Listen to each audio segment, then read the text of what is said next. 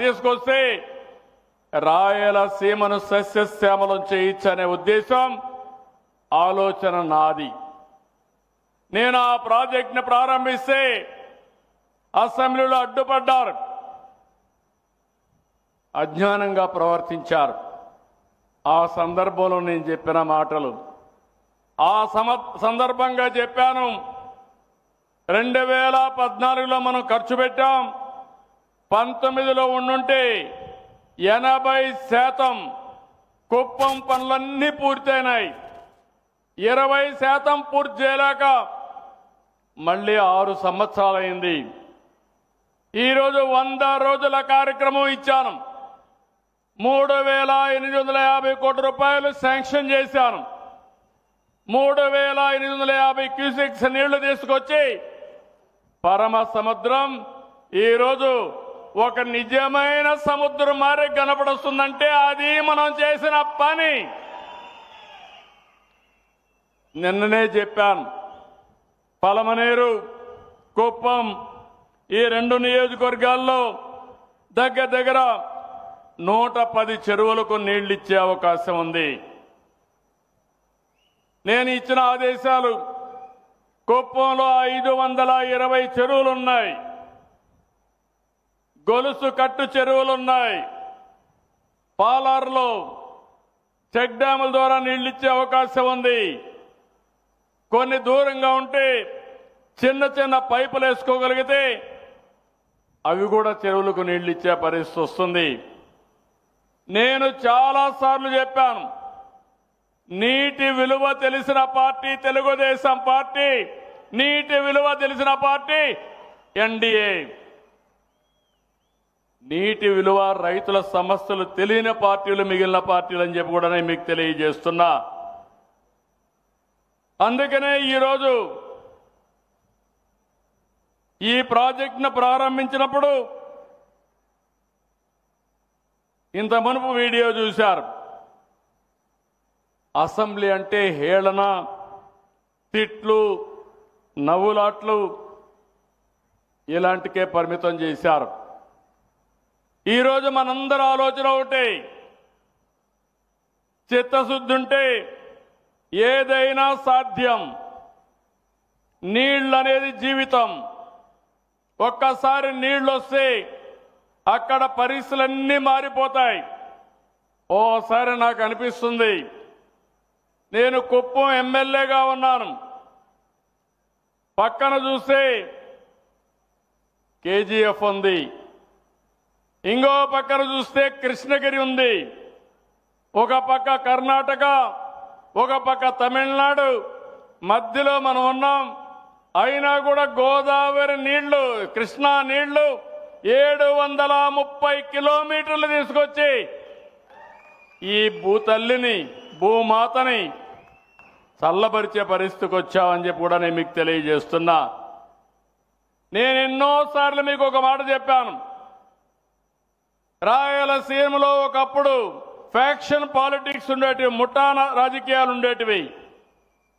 ఆ రోజు కూడా నేను చెప్పింది, ఈ రాష్ట్రంలో రాయలసీమలో ముఠాలు లేకుండా చేయాలని చేసి చూపించిన party Telugu Desam party. YSR Congress party అలవాటు రాయలసీమని ఎప్పుడూ రక్తపాతం చేసే ఆలోచన. మనం రాయలసీమని నీళ్లు తీసుకొచ్చి ఒక రతనాల సీమగా చేసే ఆలోచనతో మనం ముందుకు పోతున్నాం. ఈ ప్రాజెక్టు గురించి బ్రాడ్గా మీకు అందరికీ కూడా ఒక ఆలోచన ఉండాలి. హంద్రీ నీవా ఫేజ్ 1 కానీ ఫేజ్ 2 కానీ రెండు కలిపి 6 లక్షల ఎకరాలకు సాగునీరు వస్తుంది. 33 లక్షల మందికి తాగునీరు వస్తుంది. పరిశ్రమలకు నీళ్లు వస్తాయి. ఈరోజు ఫేజ్ 1 కింద 2 లక్షల ఎకరాలకు, ఫేజ్ 2 కింద 4 లక్షల ఎకరాలకు నీరు అందుతుంది. ఇంకో పక్క కర్నూలులో కృష్ణగిరి, పత్తికొండ, అనంతపూర్లో జీడిపల్లి రిజర్వాయరు, ఇవన్నీ కూడా నీళ్లు నింపాం. పెన్నా అహోబిలం బ్యాలెన్సింగ్ రిజర్వాయర్కి 4 టీఎంసీ నీళ్లు నింపాం. సత్యసాయి జిల్లాలో మారాల, గొల్లపల్లి, చెర్లోపల్లి, అన్నమయ్య జిల్లాలో శ్రీనివాసపురం, అడవిపల్లి రిజర్వాయర్లు తొందరలోనే రాబోయే సంవత్సరం నీళ్లు ఇస్తాం. నేను ఒకటే ఆలోచిస్తున్నా, ఈరోజు కుప్పానికి నీళ్లు వచ్చాయి. సరిగ్గా రాబోయే సంవత్సరం హంద్రి నీవా ద్వారా చిత్తూరు కూడా నీళ్లు ఇచ్చే బాధ్యత ఈ ప్రభుత్వం తీసుకుంటుంది. ఇప్పటి నుంచే దానికి కార్యాచరణ ప్రణాళిక తయారు చేశాం. మన ప్రయత్నం ఒకటి, హంద్రి నీవా ద్వారా 40 టీఎంసీ నీళ్లు, దీన్ని ఇంకా పెంచగలిగితే, నదుల అనుసంధానం జరిగితే, ఈరోజు మీకు ఒక విషయం గుర్తుపెట్టుకోవాల్సిన అవసరం ఉంది. ఈ సంవత్సరం పై రాష్ట్రాల్లో వర్షాలు బాగా పడ్డాయి. మనకింకా కూడా కొద్దిగా వర్షపాతం తక్కువే ఉంది. కానీ పైన వర్షాలు పడ్డాయి కాబట్టి ఆ నీళ్లు వచ్చాయి. ఆ వాటర్ మేనేజ్మెంట్ సమర్థవంతంగా చేసి ఈరోజు ఈ సమయంలో 85% రిజర్వాయర్లన్నీ కళకళలాడుతున్నాయంటే అది ఈ ప్రభుత్వం యొక్క దూరదృష్టిని మరొకసారి మీ అందరికీ విజ్ఞప్తి చేస్తున్నా. అంతేకాకుండా ఈరోజు మీరు ఒకసారి చూసినప్పుడు ఈ ప్రాజెక్ట్ని ఇక్కడ చూస్తే మన జిల్లాలో కూడా, చిత్తూరు జిల్లాలో, పాత జిల్లాలో ఈ ప్రాజెక్టు వల్ల 6 లక్షల ఎకరాలకు డైరెక్ట్గా ఇండైరెక్ట్గా నీళ్లు వస్తాయి. ఇంకో పక్క నేను చాలాసార్లు చూశాను, 565 కిలోమీటర్ల మేర ఉన్న పుంగనూరు, నీవా, తంబళ్లపల్లి, కుప్పం, చింతపర్తి, ఎల్లుట్ల, వాయిల్పాడు, సదుం బ్రాంచ్ కెనాల్తో 1,86,500 ఎకరాలకు నీళ్లు వస్తాయి. ఈ జిల్లాలో, పాత జిల్లాలో పీలేరు, పుంగనూరు, చంద్రగిరి, పూతలపట్టు, చిత్తూరు, జీడి, నెల్లూరు కూడా నీళ్లు వస్తాయి. ఒక్క హంద్రి నీవా 19 నియోజకవర్గాలకి, 5 జిల్లాల్లో, అదే సమయంలో 88 మండలాలకి నీళ్ళిచ్చే అవకాశం వస్తుంది. మన దగ్గర మీరు ఒకసారి చూస్తే 215 క్యూసెక్స్ నీళ్లు వస్తేనే ఈరోజు జల కళ కనపడుస్తూ ఉంది. 123 కిలోమీటర్ల పొడవున్న కుప్పం బ్రాంచ్ కెనాలు మొన్నే 200 కోట్ల రూపాయలు ఖర్చు పెట్టి లైనింగ్ అన్ని పూర్తి చేశాం. 8 మండలాలు, ఒకటే నేను హామీ ఇస్తున్నా, ఇప్పుడే ఆదేశాలు ఇచ్చా. పాలారు పైన చెక్ డ్యాములన్నీ రిపేర్లుంటే అన్ని పూర్తి చేస్తాం. పాలార్ని మొత్తం కళకళలాడించే బాధ్యత, జల కళ తెచ్చే బాధ్యత ఈ ప్రభుత్వం తీసుకుంటాం.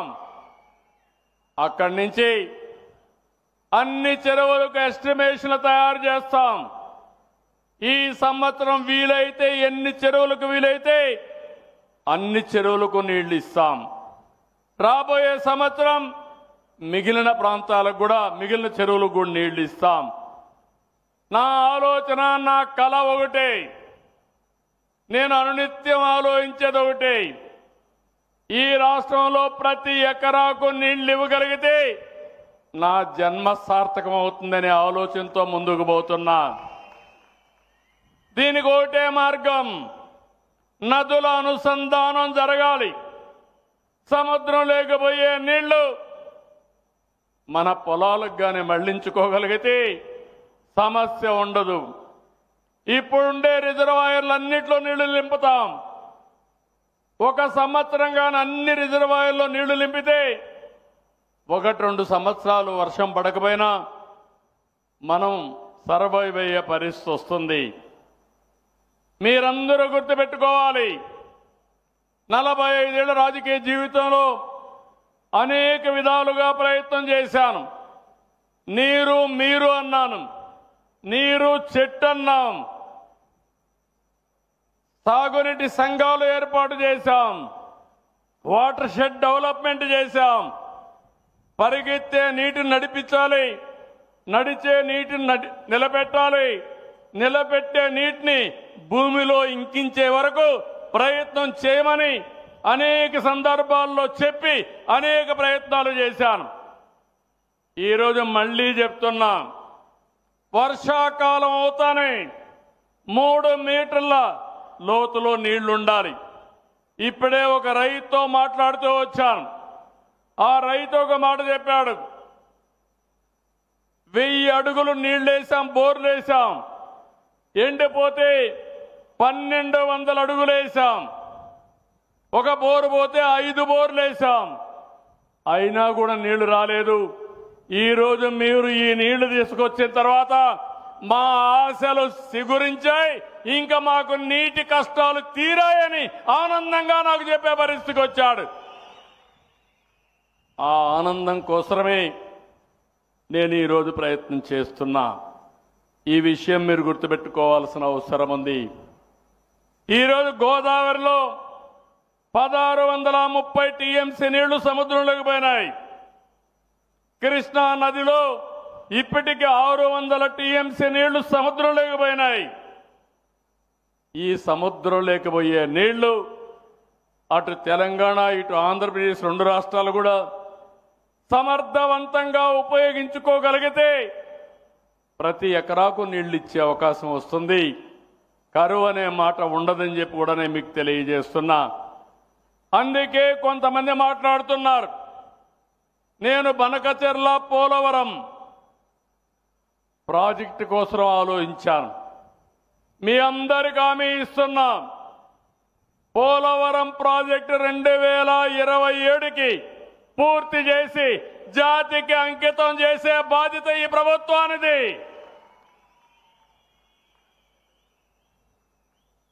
ఎప్పుడో పూర్తి కావాల్సిన ప్రాజెక్టు ఆ రోజు తెలుగుదేశం పార్టీ 19లో గెలుచుంటే 20కే పూర్తి కావాల్సింది. 7 ఏళ్లు డిలే అయింది. దీనికి కూడా కారణం మీరు ఆలోచిస్తే రాజకీయ కక్షతో, అవగాహన లోపంతో గోదావరి పైనుండే పోలవరంలో డయాఫామ్ వాల్ ఎప్పుడు కూడా గోదావరి ఓసారి ఉగ్ర రూపంలో వస్తుంది. 40-50 లక్షల క్యూసెక్స్ నీళ్లు వస్తాయి. అంటే ఒకే రోజు 400 నుంచి 500 టీఎంసీ నీళ్లు సముద్రానికి పోతాయి.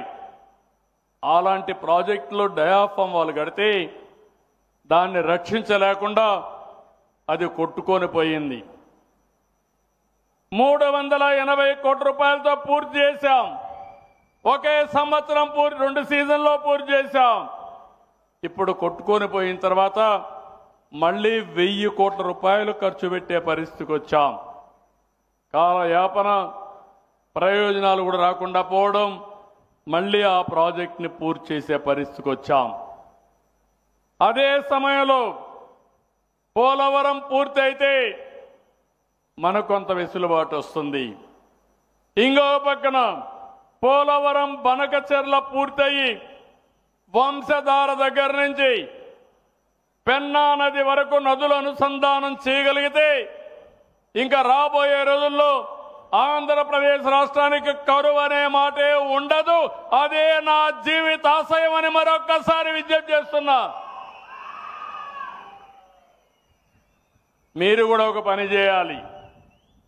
నదుల అనుసంధానం ఒక కార్యక్రమం అయితే ఈరోజు తెలంగాణలో కూడా ఉండే వాళ్ళు కూడా ఆలోచించాల్సింది, అక్కడ కూడా నీళ్ళని సద్వినియోగం చేసుకుని ఎక్కడికక్కడ మనం పూర్తిగా ఉపయోగించుకోగలిగితే తెలుగు జాతికి తిరుగుండదు. ఆ విషయం కూడా అక్కడ ఉండే నాయకత్వం గుర్తుపెట్టుకోవాల్సిన అవసరం ఉంది. అందుకనే ఈరోజు మిమ్మల్ని అందరినీ ఇంకొక మాట కూడా చెప్తున్నాను. నీళ్లు ఉన్నప్పుడు నీటి విలువ మనకు తెలియదు, నీళ్లు లేనప్పుడు దాని విలువ తెలుస్తుంది. అప్పుడు ఎత్తుక్కుంటే కూడా నీళ్లు రావు. అందుకే మిమ్మల్ని అందరినీ కోరుతున్నా, జలాశయాల్లో నీళ్లు పెట్టుకోవడం ఎంత ముఖ్యమో భూమిని ఒక జలాశయంగా తయారు చేసుకోవడం అంతకంటే ముఖ్యం. అందుకే ఒక విధానానికి శ్రీకారం చుట్టాం. వర్షాకాలం అవుతానే 3 మీటర్లో నీళ్లుండాలంటే 10 అడుగుల్లో నీళ్లుండాలి. మళ్ళీ వర్షాకాలం కంటే ముందు 8 మీటర్లంటే 24 అడుగుల్లో నీళ్లుండాలి. 5 మీటర్లు మనం వాడుకుంటే 500 నుంచి 600 టీఎంసీ నీళ్లు మనం వాడుకున్న వాళ్ళం అవుతాం. దీనికి శ్రీకారం చుట్టాల్సిన బాధ్యత మనందరి పైన ఉంది. ఈరోజు ఈ ప్రభుత్వం ఒక యజ్ఞం మారిగా అభివృద్ధి కోసం ముందుకు పోతున్నాం. కొంతమంది రాక్షసుల మారిగా ఈ యజ్ఞాన్ని భగ్నం చేయడానికి అన్ని విధాలా ప్రయత్నం చేస్తున్నారు. నేను ఒకటే హెచ్చరిస్తున్నా, మీకు చేతనైతే అభివృద్ధిలో పోటీ పడండి, సంక్షేమ కార్యక్రమాల్లో పోటీ పడండి. మొన్నే మీరు చూస్తే రాయలసీమలో అవతల పార్టీకి వైఎస్ఆర్ కాంగ్రెస్ పార్టీకి 7 సీట్లే ఇచ్చారు. ఈ రోజు కూడా నేను చూస్తున్నాను, ప్రతిపక్షం అని చెప్పుకుంటున్నారు కానీ వైసీపీ ఒక విష వృక్షంగా తయారయ్యే పరిస్థితి వచ్చింది. మనం ఏ మంచి పని చేసినా దాన్ని పూర్తిగా అడ్డుకునే ప్రయత్నం చేస్తున్నారు. నేను అందుకే ఒక మాట చెప్పా, ఆ పిక్చర్ మీరు చూస్తే ఎంత బాగుందంటే పరమ సముద్రం నిండు సముద్రంగా కనపడుస్తా ఉంది.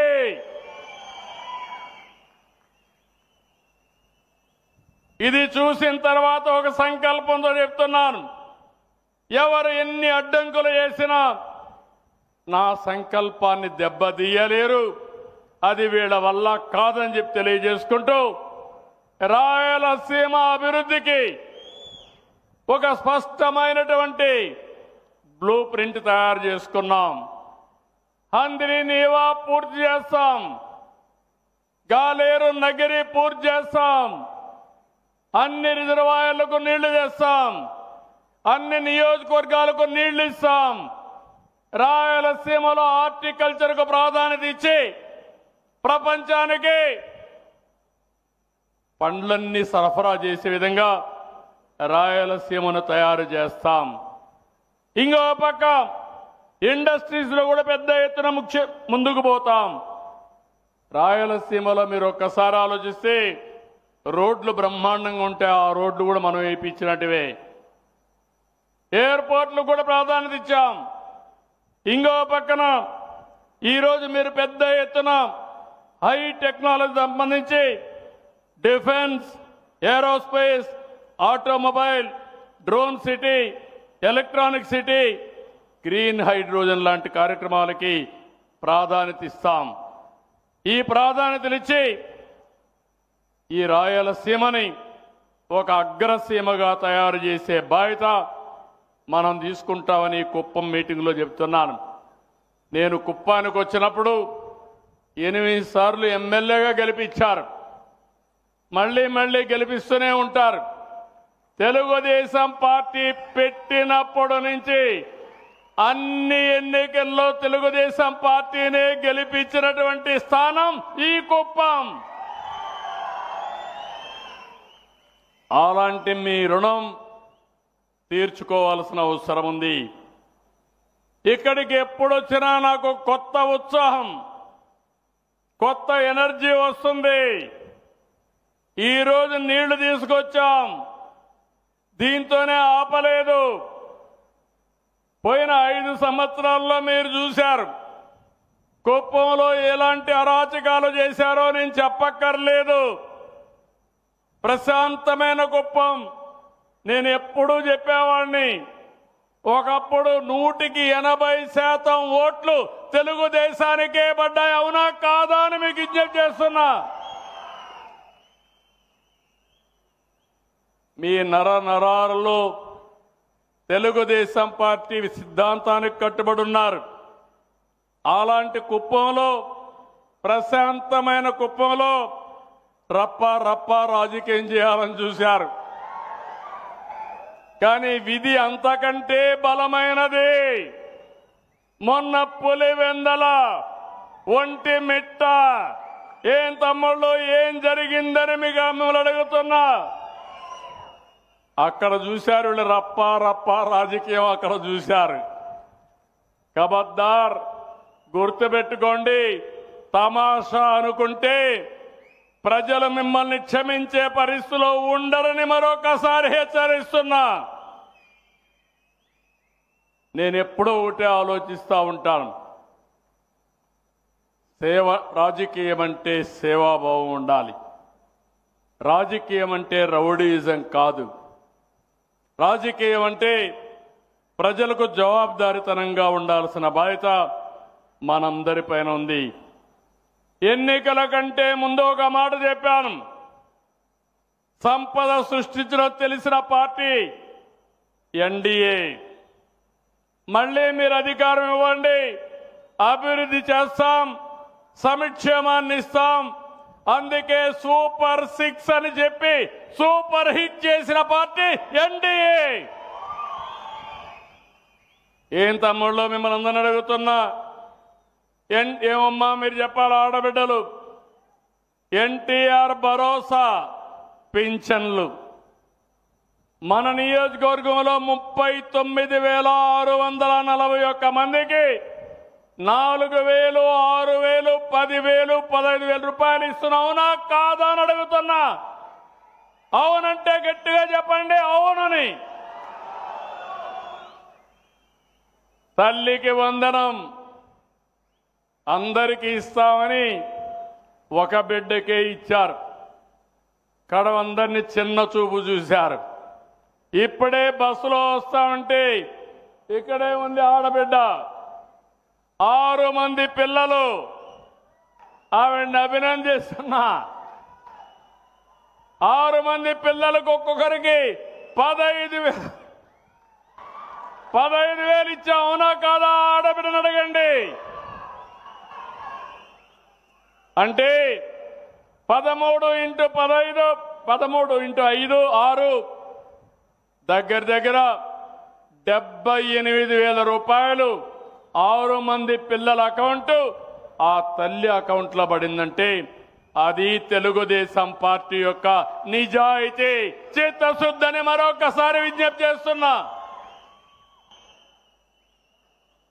అన్నదాత సుఖీ భవ 7,000 రూపాయలు మీ అకౌంట్లో పడ్డాయా లేదా? పడిందా? పడుంటే రైతులు గట్టిగా చప్పట్లు కూడా చెప్పండి ఎస్ అని. ఏమమ్మా ఆడబిడ్డలు గ్యాస్ కనెక్షన్లు ఇస్తున్నావా లేదా? నేనే దీపం పెట్టా. ఇప్పుడు 3 సిలిండర్లు ఉచితంగా ఇస్తున్నా. అవునా కాదా అని అడుగుతున్నా.